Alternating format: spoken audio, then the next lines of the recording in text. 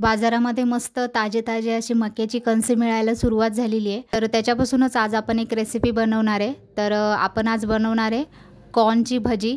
तर त्यासाठी मी मक्याचे दाणे जे आहेत ते मिक्सरच्या भांड्यामध्ये घालून वाटून घेतलेत।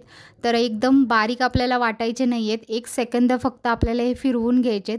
मी तुम्हाला इथे दाखवते, एकदम अशी भरड करून घेतलेली याची। जास्त बारीक केले ना तर यातलं दूध बाहेर निघेल।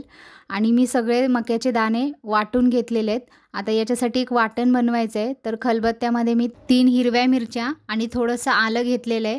तर हे आपल्याला बारीक करून घ्यायचं आहे। तुमच्याकडे जर खलबत्ता नसेल ना तर तुम्ही मिक्सरमध्ये सुद्धा याची पेस्ट बनवून घेऊ शकता। त्याच्यामुळे आपल्या भजींना खूप छान चव येणार आहे। तुम्हाला जर हवं असेल तर तुम्ही मिरची बारीक कापून सुद्धा टाकू शकता, पण अशी कुटून घातल्यामुळे काय होतं, चव खूप छान येते आपल्या भजीला। आता जे आपण वाटून घेतलेलं आहे ना मिरची आणि आलं, ते कॉर्नच्या मिश्रणमध्ये घालायचं आहे। आणि त्यातच मी एक मोठा कांदा चिरून घेतलेला आहे आणि कोथिंबीर सुद्धा भरपूर अशी बारीक चिरून घेतलेली आहे। आणि कांदा आपण भाजीला जसा बारीक चिरतो ना तसा बारीक नाही चिरायचा आहे, थोडासा मोठा हा कांदा चिरून घ्यायचा आहे। मसाल्यांमध्ये 1 चमचा मिरची पावडर, पाव चमचा हळद, थोडंसं हिंग, अर्धा चमचा चाट मसाला, अर्धा चमचा जिरे आणि चवीनुसार मीठ घालून हे सगळं व्यवस्थित मिक्स करून घ्यायचं आहे। म्हणजे कॉर्न आणि जे आपण कांदा घातलेला आहे ना त्याला पाणी सुटेल, त्यातच आपल्याला हे पीठ भिजवून घ्यायचं आहे। आता यामध्ये अर्धी वाटी मी बेसन घातलेलं आहे आणि 2 चमचे म्हणजे पाव वाटी तांदळाचं पीठ घातलेलं आहे। आणि हे सगळं मिश्रण एकजीव करून घ्यायचं आहे। पाण्याचा अजिबात वापर करायचा नाही आहे,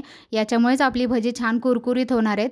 आणि हे मिश्रण सगळं एकजीव करून झाल्यानंतर मी कडकडीत असं तेल गरम करून घेतलेलं आहे। मीडियम गॅसवर छोटी अशी ही भजी आपल्याला तेलामध्ये सोडायची आहेत आणि गोल्डन ब्राऊन रंगावरती आपल्याला ही सगळी भजी तळून घ्यायची आहेत।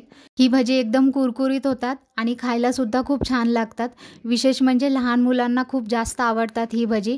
तर आपली सगळी भजी तळून झालेली आहेत। या कॉर्न भजीवर चाट मसाला घालून व्यवस्थित मिक्स करून घ्यायचे, याच्यामुळेच आपल्या भजीला खूप छान चव येते। ही भजी गरमच खायला खूप छान लागतात आणि याच्या आवाजावरूनच तुम्ही ओळखलं असेल की भजी किती कुरकुरीत झाली आहेत। तर ही कॉर्न भजीची रेसिपी नक्की ट्राय करा। व्हिडिओला लाईक, शेअर आणि सबस्क्राईब करा। थँक्यू।